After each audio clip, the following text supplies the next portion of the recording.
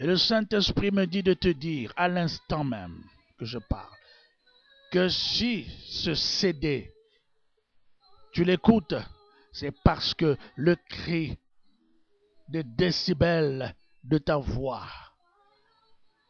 a atteint le niveau qu'il faut pour qu'il puisse entendre. Voilà pourquoi il a permis que ce CD arrive entre tes mains. Glory be to God. Gloire soit à Dieu, au Dieu d'Israël.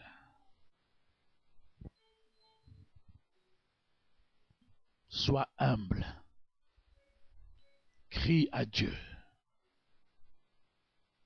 Il ne s'agit pas de prier. La prière, c'est une demande, une causerie. Ici, il s'agit de crier. Bartimée n'avait pas prié Jésus. Il a lancé le cri de la miséricorde.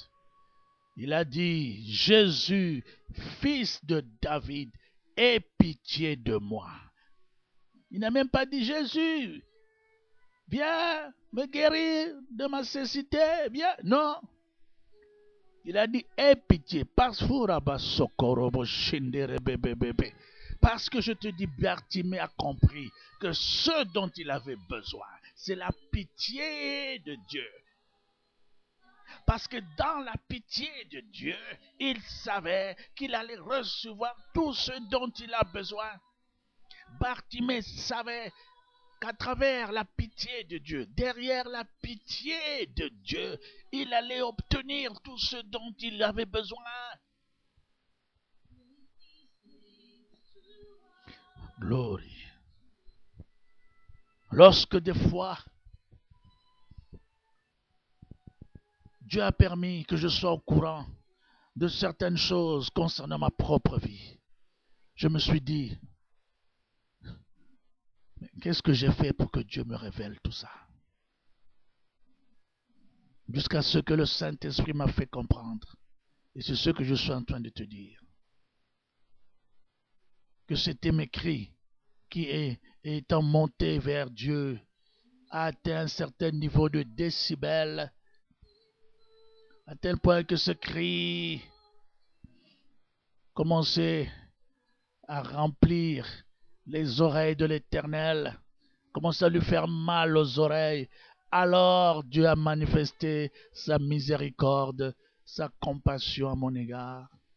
Et il m'a permis de connaître des choses cachées que je ne pouvais pas connaître.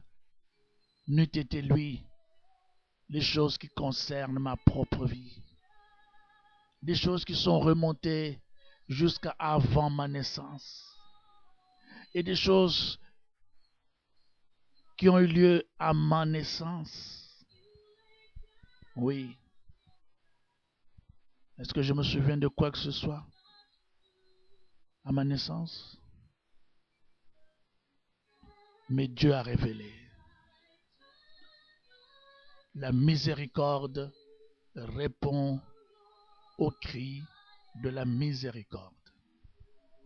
Tout comme la grâce répond au cri de la grâce, à la prière de la grâce. La pitié répond à la prière de la pitié. Mais ce dont l'homme a besoin, c'est de la miséricorde de Dieu. Et cette miséricorde passe par le cri de la miséricorde. Et tu ne peux pas crier, lancer le cri de la miséricorde si tu n'es pas humble. Si tu ne reconnais pas que d'abord, toi-même, tu as besoin de délivrance. Si tu ne reconnais pas que, quoique tu sois homme de Dieu, loin de Dieu, tu as besoin de délivrance. Bien-aimé, l'onction, les dons de l'esprit, c'est pour les autres. Mais avant d'être serviteur de Dieu, on est chrétien comme tout le monde. Et tout chrétien a besoin de l'assistance des autres. Les dons, c'est pour les autres. L'apôtre Paul, il priait, il guérissait les autres, mais lui-même, lui-même n'était pas guéri. Il a dit le don là, ça ne marchait pas pour lui, c'est pour les autres. Ne confondons pas. Ce n'est pas parce que Dieu fait des miracles à travers nous, parce qu'on est appelé homme de Dieu, grand homme de Dieu, on est appelé je ne sais comment, qu'on n'a pas besoin de délivrance. Non. Non. L'apôtre Pierre, voir l'enseignement sur la délivrance de l'apôtre Pierre. L'apôtre Pierre a été délivré par Jésus. Et la délivrance de l'apôtre Pierre a pris 3 années et demie. 3 ans et demi avant que l'apôtre Pierre soit totalement délivré. Il était apôtre.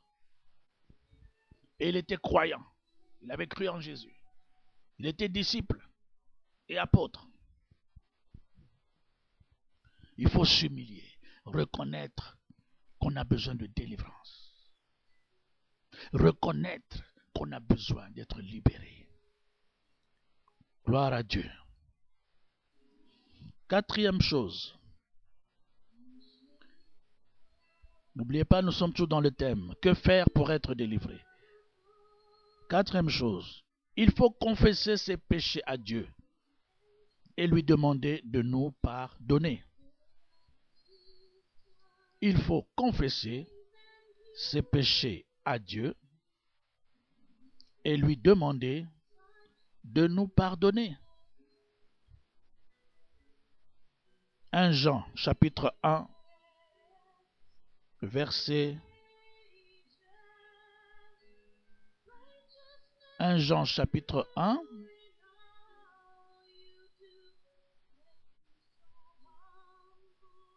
verset 9.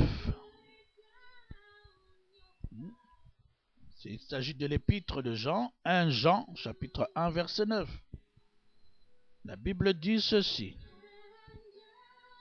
Si nous confessons nos péchés, il est fidèle et juste pour nous les pardonner et pour nous purifier de toute iniquité.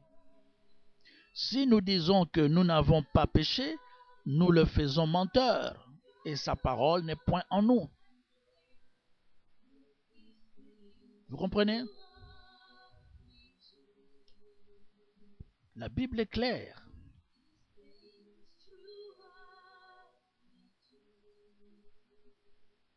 La Bible nous recommande de confesser nos péchés à Dieu, lui demander pardon. Donc, ceci fait partie du processus de l'auto-délivrance pour être délivré. C'est-à-dire, confesse tes péchés à Dieu, demande pardon à Dieu pour tes péchés, mais aussi prends la décision d'abandonner ces péchés. Amen. 5e point.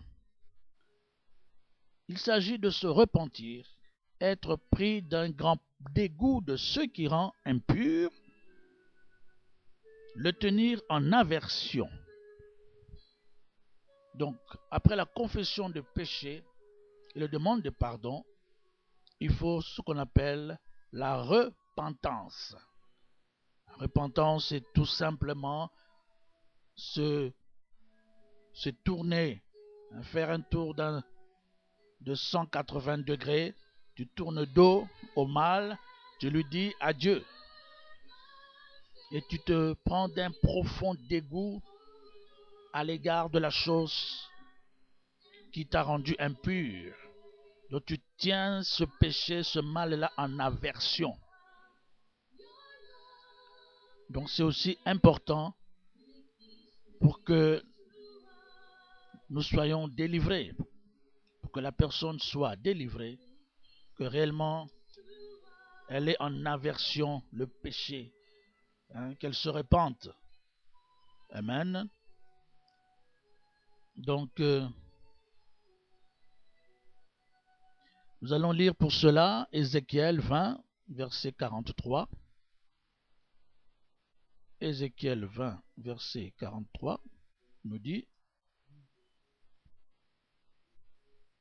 Là, vous vous souviendrez de votre conduite et de toutes vos actions par lesquelles vous vous êtes souillés. Vous vous prendrez vous-même en dégoût à cause de toutes les infamies que vous avez commises. Et vous saurez que je suis l'Éternel quand j'agirai avec vous par égard pour mon nom, et nullement d'après votre conduite mauvaise et vos actions corrompues, ô maison d'Israël, dit le Seigneur l'Éternel. Vous comprenez? Donc ici, Dieu